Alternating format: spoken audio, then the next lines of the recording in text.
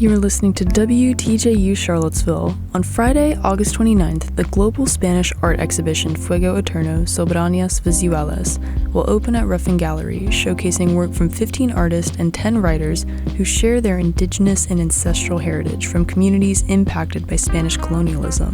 For Arts This Week, we spoke to Erica Hirugami, co-curator of the exhibit with Professor Federico Cuatlacuaro.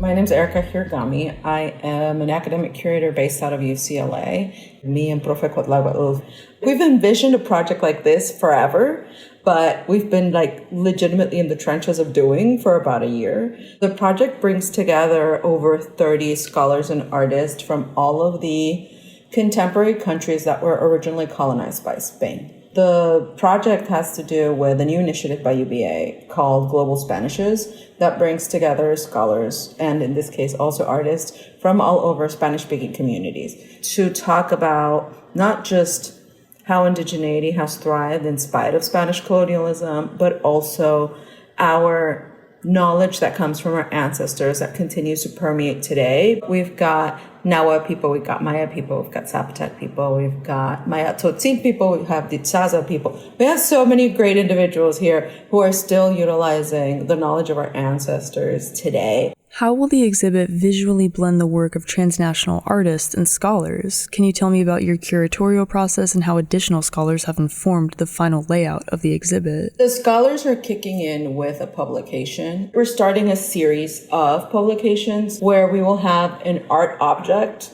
that brings together other artists to create a one-of-a-kind, let's call it, book. And then from there on, we will have an academic journal that will bring together and weave together all of these. But you've got about 20 artists who will be a part of the exhibition. There's now a mural up at UVA that we just finished. And then there's performances, there's video work, there's installations, there's paintings, there's sculptures. Can you describe how your work as a curator and scholar braids the aesthetics of undocumentedness to challenge immigration policy and politics, and also share how Fuego Eterno contributes to the large body of research and knowledge you've shared? I think a lot about policy when I do my curatorial research. Beyond thinking about just the objects in the space, it's also thinking about the individuals that I'm working with.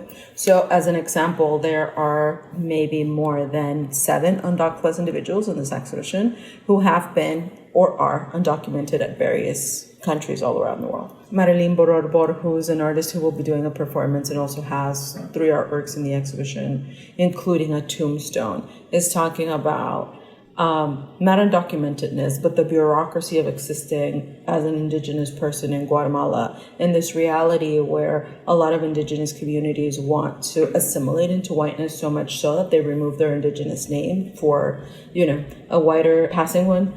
And so there's a lot of overlap in between my research that has to do with immigration and white supremacy and citizenship and bureaucracy, and even just having an exhibition in Virginia at a time in which the tariffs are just, politically running rampant is become something that I'm very intrigued by, because an exhibition of this magnitude, when we thought about it before this current administration, was something much easier to achieve than it has become based on all of the policies that are also a part of the immigration policy of this country.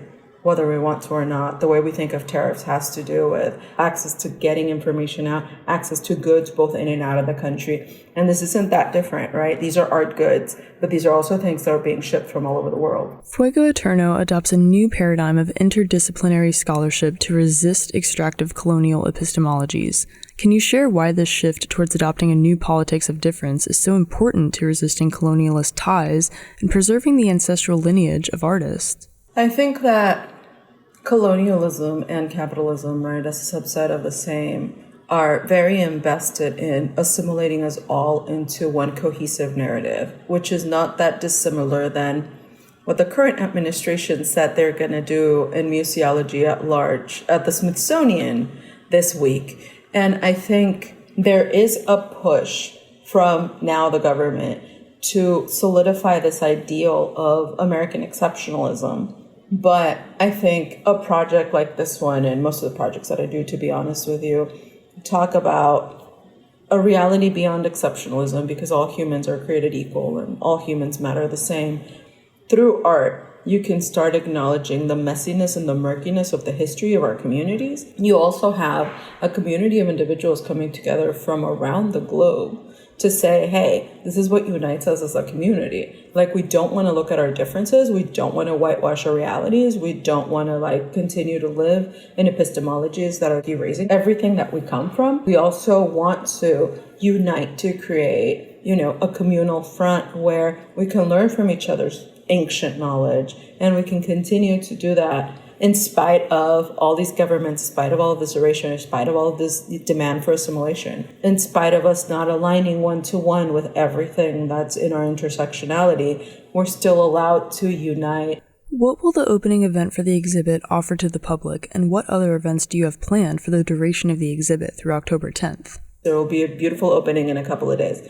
But the closing events will include a symposium where a lot of these artists and scholars will be joined at UVA. It will have workshops where you can create art with these artists.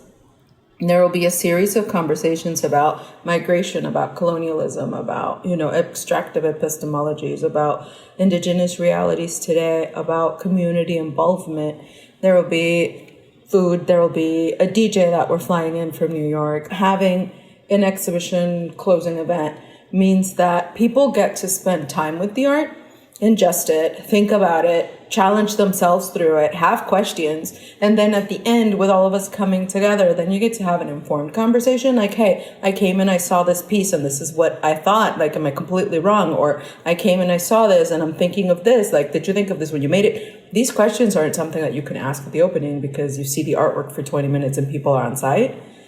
The opposite generates better conversations in my mind. One of the things that I think about often is intergenerational knowledge creation. These people are brilliant and they teach me things that books could never. The idea is to create knowledge together, and how are we going to create knowledge together if we're not communicating with one another?